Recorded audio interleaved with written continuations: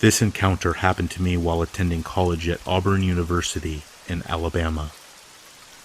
It was the hectic part of the fall school semester when students are busy preparing for final exams. I was no exception to the rule. One of the nice things about Auburn University, which is not uncommon to many other colleges, is that the library remains open 24 hours a day during final exams. As you can imagine, such an open invitation draws in a large crowd. Students occupy all the available space on several floors with books and ideas. On this particular night, at least one of them was not a student. Let me explain. I arrived at the library early in the afternoon, navigated my way to the third floor, and quickly located a desk for intense concentration. Hours passed as I put my attention on the pages of my organic chemistry textbook. It became dark outside. I was extremely happy with my progress. I celebrated with a sandwich, chips, and a few beers. At just past 11 o'clock, nature called. I entered the bathroom and made my way to the stall furthest from the entrance. A few minutes passed, and then another person entered. Here is where things turned creepy. We are two, and we are alone.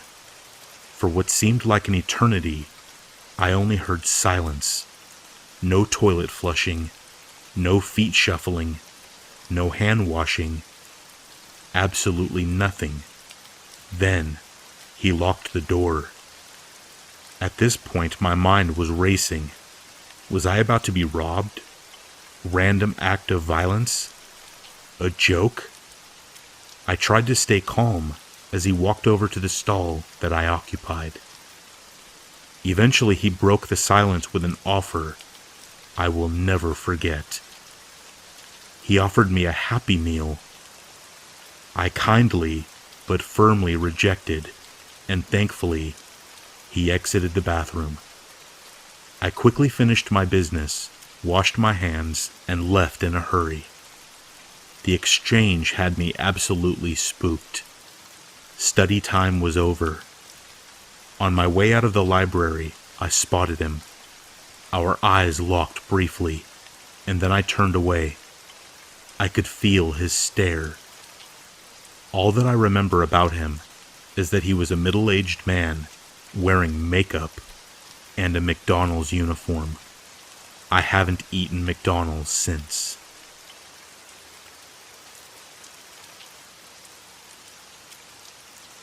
Tickets for my favorite group were going on sale.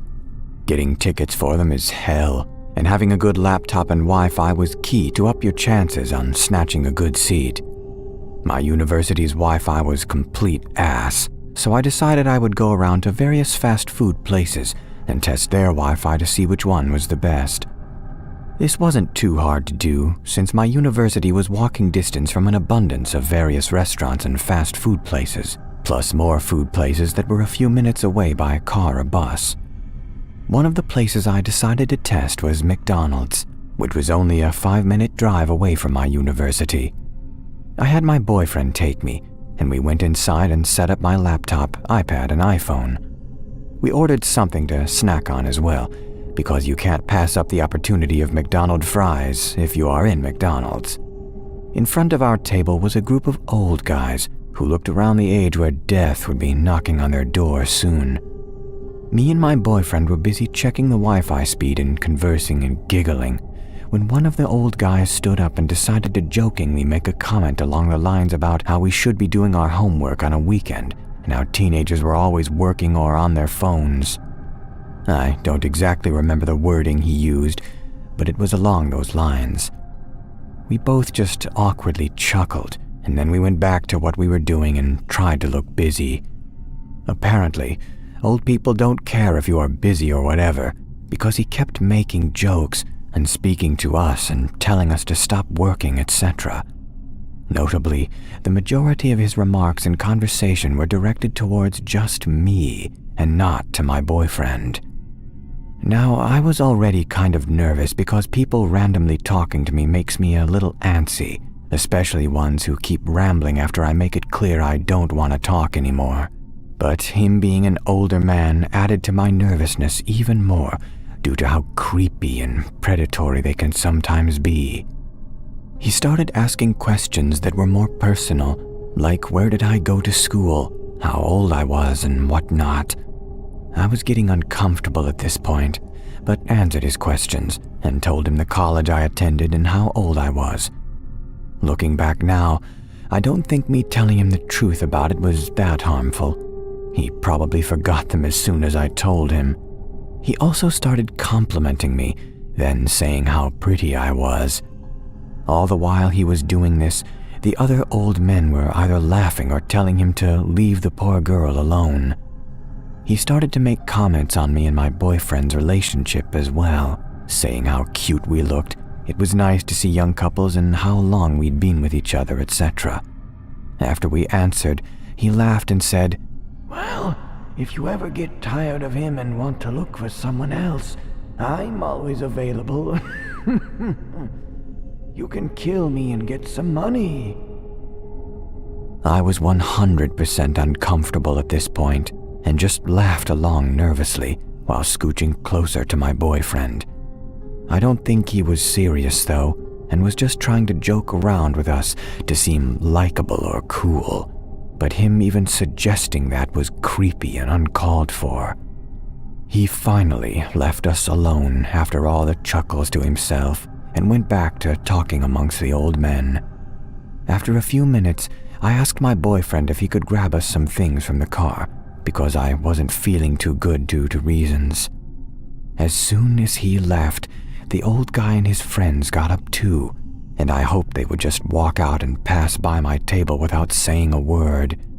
But apparently I have bad luck, so instead some of the old men talking to me stopped right and stood by me. He saw my university ID card and picked it up, making remarks of how good I looked in the picture and how I looked even prettier in person, and just kept looking me up and down. His friends chuckled and told him to leave the poor girl alone again, and I hope he would clean the wax out of his ears and listen to leave me alone. He just laughed and placed his hand on my shoulder, giving it a light squeeze while exclaiming, "No, I won't leave her alone. She's too cute." At this point, I was way past uncomfortable. I knew nothing deadly was going to happen to me because we were in a public place, even if the McDonald's was empty, so I knew they weren't going to kidnap me or anything, but I was still severely creeped out. I was screaming in my head for my boyfriend to hurry the fuck back in here so they would leave, because I didn't know what to do besides nervously laugh. They lingered for a little while the old guy looked at my ID card one more time before putting it back on the table and squeezing my shoulder again. He finally left after telling me to have a good day. A few seconds later, my boyfriend returned, and I was sitting there trying to relax and calm my nerves.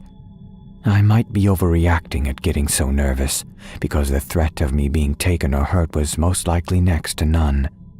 But old men hitting on young girls just severely creep me out beyond words. This happened a couple of years ago. I was a freshman in college, my second semester. I was kind of a loner, if I'm going to be honest with you. Still am. At the time, I had a small YouTube channel here where I made enough money that I didn't have to work a regular job. Most college students had to work fast food or whatever, and I was fortunate enough to not be one of them. Don't get me wrong. I was poor and still lived with my parents, but I made enough online that I was comfortable enough. I remember my schedule was pretty hectic this second semester. I had a really long day on Friday.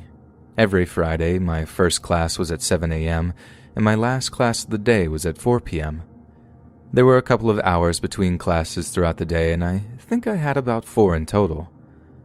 I lived too far from college to be able to justify driving back home, so I just kind of had to wait around on campus all day long. It was only about 4 weeks into the semester when I was really tired of this routine already. I seriously thought about dropping one of the classes, but I figured that it was going to be worth it if I could graduate when I planned to. At the end of this particular Friday, I was starving. I didn't like to eat anything on campus because I didn't really trust the staff. I know that might be bad to say, but there was this one time that I ordered food from the cafeteria on campus and got food poisoning. They're a little infamous on campus, and there are a few people that regularly eat there. Understandably so. I just found myself waiting until I got out of class to eat. And then I can eat somewhere that I actually wanted to. I wasn't sure exactly where I wanted to eat after class, and I just settled on grabbing some McDonald's on the way. I was originally planning on picking up some at the drive-thru, but I also had to really go to the bathroom by the time I got there. I just figured it would be easier to go in and order inside. I always found it difficult to order at the drive-thru anyway.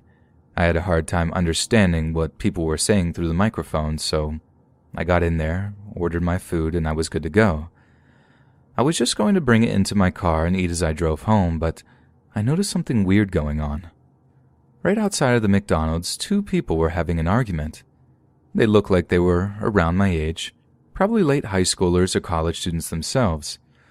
I stood there for a moment watching to see if the argument between these two people escalated, and it did. The man started holding the girl's arms down and pinned her against the car. I was assuming it was one of their cars. I wasn't sure if they were together or what the situation really was. I didn't really want to intervene because it was somebody else's drama and not really my problem, but I got more and more anxious about the girl's safety. This guy was a lot bigger than her. He at least had a foot of height, and he looked like he was an athlete. I stood there for a few more minutes watching to see what was going to happen. I couldn't really hear what they were saying, but I understood that this situation was getting worse. It eventually got to the point when he opened the car door and threw her inside. I mean, literally pushed her and flung her inside the car. She didn't scream or anything, but it looked very startling. Made me jump a little bit, and then he went inside the car too. They were in the back seat, and I immediately got suspicious when he closed the car door behind him. I heard the girl start screaming from inside the car and immediately knew that I had to do something. I put my McDonald's food down on the sidewalk and then ran over to the car. I opened the car door, and he was very obviously surprised that I had done so. I saw that he was about halfway through taking off his belt. I punched him in the back, and this antagonized him. He struggled to get out of the car so that he could fight me. Thankfully, there were a few other people who had gotten involved before me and him had a go at it.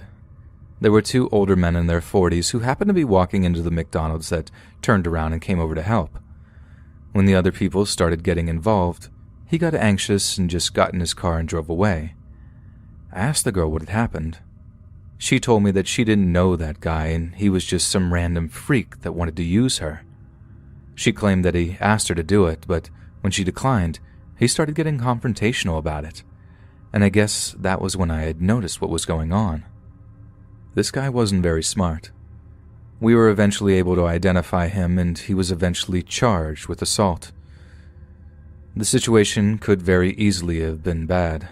If I hadn't intervened, he may have been able to do God knows what to this poor girl. It's crazy to think that such a horrible crime was almost committed in such a public place. I mean, people are always at McDonald's.